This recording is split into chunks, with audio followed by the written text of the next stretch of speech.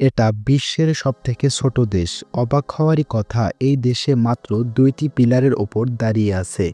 গভীর সমুদ্রের মাঝখানে, যেখানে হাস্যকর লাগলেও এই দেশে যেতে আপনার পাসপোর্ট লাগবে। জানলে অবাক হবেন, এই দেশে আলাদা টাকাও রয়েছে। তাহলে গভীর সমুদ্রের মাঝখানে এই দেশ কে বানালো? কি এই দেশের কি আছে বা এই দেশের ভিতরে? ব্যাডমিন্টন মাঠের মতোই একটি জায়গা কিভাবে একটি দেশ বানিয়ে ফেললো, সেটা আমারও প্রশ্ন। তবে এই দেশ না আছে কোনো সেনাবাহিনী, আর না আছে কোনো মার্কেট, আর না আছে বা কোনো জেলখানা বা কোর্ট। যদিও এই দেশের জনসংখ্যা মাত্র ২৭ জন। কে অপরাধ করবে আর কে টাকা জেলে দেবে অদ্ভুত এই দেশটির নাম সিল্যান্ড। এটার আয়তন মাত্র ৫৫০ বর্গ কিলোমিটার।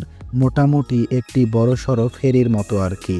তবে এটা ভেসে থাকে না, এটা দাঁড়িয়ে আছে ২টি বিশাল লোহার পিলারের ওপর।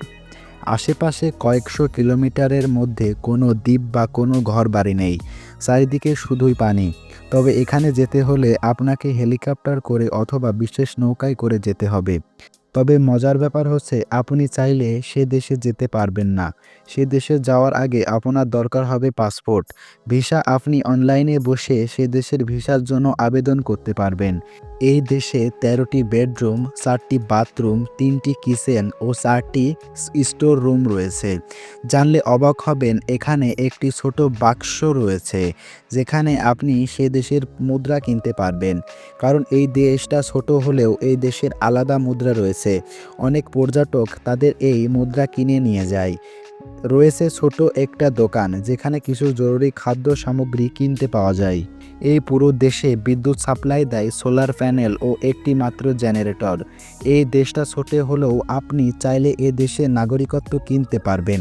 এর জন্য আপনাকে খরচ করতে হবে প্রায় ৫০,০০০ টাকার কাছাকাছি। অনলাইনে গিয়ে টাকা দিলে তারা আপনাকে পিডিএফ, পাসপোর্ট, সনদপত্র আর বংশগত উপাধি দিয়ে দেবে।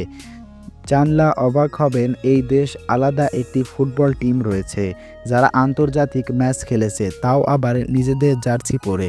চলুন এবার আপনাদের বলে দিই, সমুদ্রের মাঝখানে এই দৃষ্টি কে বানালো, আর কিভাবে তারা সমুদ্রের মাঝখানে একটি প্ল্যাটফর্মকে আস্ত একটি দেশ বানিয়ে ফেলল। দ্বিতীয় বিশ্বযুদ্ধের সময় ব্রিটেন একের পর এক সমুদ্রের মাঝে বিশাল বিশাল প্ল্যাটফর্ম বানায় শত্রুদের ঠেকানোর জন্য। এর মধ্যে একটি ছিল এই সিল্যান্ড। এটা মূলত ইংল্যান্ডের উপকূল থেকে ১২ কিলোমিটার দূরে। সমুদ্রের মাঝখানে লোহার পিলারের উপর দাঁড়ানো ১ মিটারের ফোর্ট। যুদ্ধ শেষ হলে ব্রিটিশ সেনাবাহিনী ফোর্টটা ফেলে রেখে চলে যায়। তারপর কয়েক বছর ওটা ফাঁকা পড়ে থাকে। ১৯৬৭ সালে একজন ব্রিটিশ সাবেক আর্মি অফিসার এখানে বসে একটি রেডিও স্টার্ট চালাতো। মানে সরকারের অনুমোদন না নেই রেডিওতে গান বাজাতো, কিন্তু ব্রিটিশ সরকার তাতে বাধা দেয়। তারপর এই লোক তার পরিবার সহ এই প্ল্যাটফর্মে বসবাস করা শুরু করে। আর কিছুদিন পর তিনি ঘোষণা দেন এই জায়গাটা থেকে একটি স্বাধীন দেশ। এই নাম the principality of Sealand army. এটাই ছিল আজকের এই ভিডিওটি। পরবর্তী ভিডিও পেতে অবশ্যই চ্যানেলটি সাবস্ক্রাইব করুন।